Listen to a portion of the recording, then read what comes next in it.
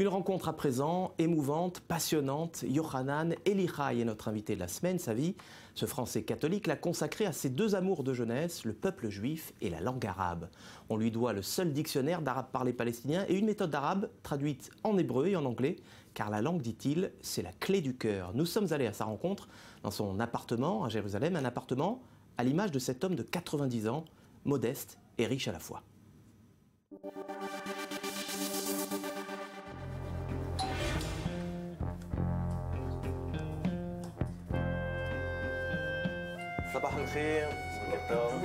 Comment allez-vous? Ça va, merci. Yohanan Elichai, bonsoir, merci de nous accueillir chez vous ici à Jérusalem. Alors on va reparler évidemment de votre parcours, de votre œuvre, juste après le portrait qu'a dressé de vous Solal Azerwal. Prénom Yohanan, nom de famille Elichai, profession de foi petit frère de Jésus, un ordre catholique qui vous mène au Liban, en Palestine et en Israël. Yohanan Elichai, vous avez fait vœu de chasteté, de pauvreté et d'obédience à l'Église, mais vous avez un sacré parcours. Résumons. À l'état civil français, vous êtes Jean le Roi, membre de l'ordre des Petits Frères de Jésus, tout vous appelez à une carrière monastique. Pourtant, l'Orient vous fascine dès vos études secondaires au petit séminaire, l'école pour les futurs prêtres. Et vous ne porterez la soutane qu'une année pour votre service militaire au Liban. Octobre 1946, la marine française vous enrôle comme prof de français dans un séminaire maronite à proximité de Beyrouth. J'ai porté la soutane pendant mon service militaire. Et seulement pendant mon service militaire. Au Liban, impossible de vous procurer un dictionnaire de l'arabe parlé. Vous décidez donc d'en écrire un. Vous ne le savez pas encore, mais vous commencez alors la rédaction du travail de votre vie.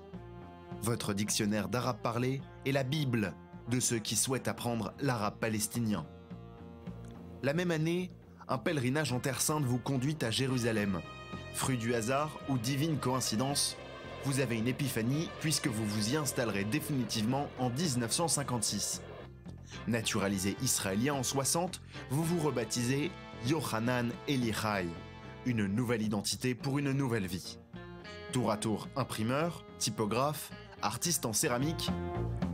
Auteur prolifique, vous avez publié une méthode d'étude de l'hébreu moderne en français, en anglais, en russe. De nombreux ouvrages d'études de l'arabe palestinien et même un livre sur l'histoire des relations entre juifs et chrétiens. À 90 ans, Yohanan Elichai, vous parlez arabe, français, anglais, hébreu, allemand.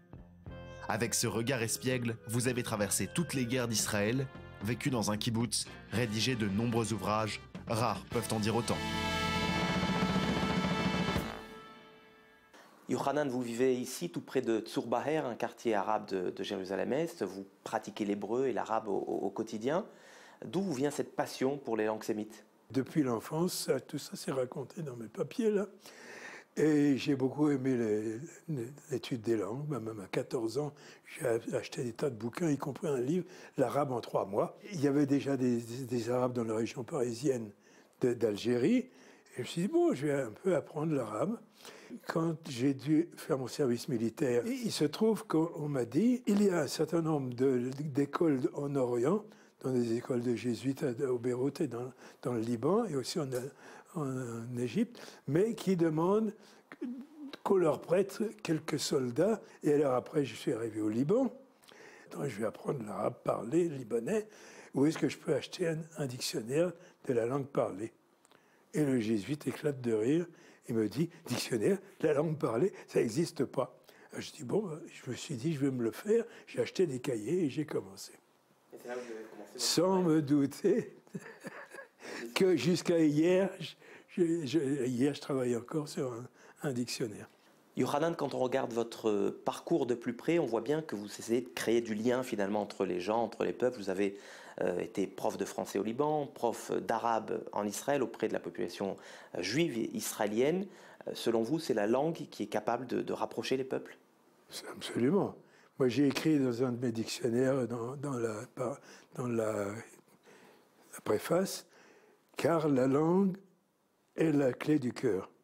Votre amour pour le peuple juif, Yohanan, et pour Israël plus généralement, vous le découvrez lorsque vous voyez ces images en plein Paris à la Libération, on est en 1945.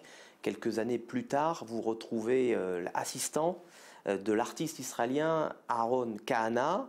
En tant qu'artisan céramiste, vous vous retrouvez à fabriquer le hall du souvenir dans un mémorial, le mémorial de la Shoah de Yad Vashem, tout près d'ici.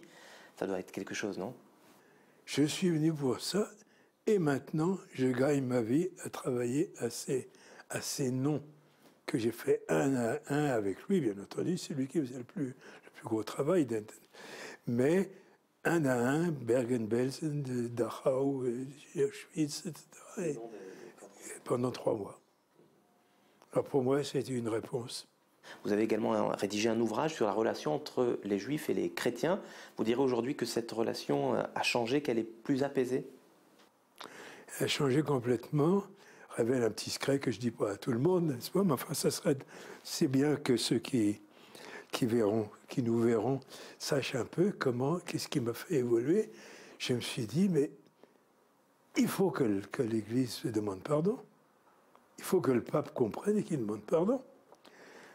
Alors, j'ai trouvé moyen de quelqu'un qui a rencontré le secrétaire du pape de Jean-Paul II, qui était un Africain, et quelqu'un qui a été en Afrique l'avait connu, et elle a dit, Yohanan voudrait rencontrer le pape.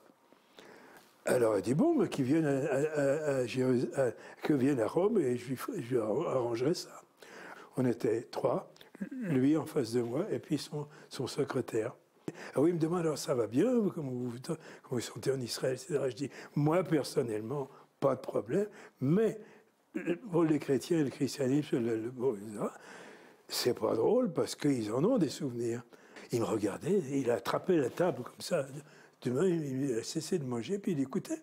Puis je dis, ben, ça marche, je raconte encore une, des choses que j'avais apprises sur l'antisémitisme, sur la chrétien à travers les âges, jusqu'à une certaine collaboration de chrétiens avec Hitler, entre autres en Yougoslavie.